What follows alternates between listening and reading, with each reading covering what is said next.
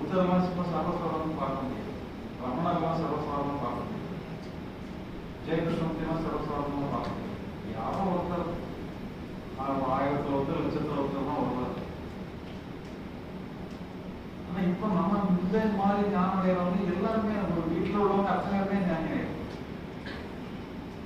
யாரும் விசேஷமான தன்மையே இருக்காது. ரெண்டாவது நாம வந்து என்னன்னா பிரம்மாண்டத்தை எதுவுமே காட்டுறது ஞானம் அடைஞ்சதுனால வானத்துல நடக்கிறதோ அல்லது பறக்கிறதோ அந்த மாதிரி எல்லாம் கிடையாது. அமானுஷ்யமான ஆற்றல்கள் காட்டுறது கிடையாது. அதனால இது வந்து புரியவங்க மட்டும்தான் புரியும். நாங்க வந்து சொல்லிக்கலாம், ஆன்மீகத்தில் 40 வருஷம் முயற்சி பண்ணோம்னு சொன்னா எங்களுக்கு நிறைய நண்பர்கள் உண்டு.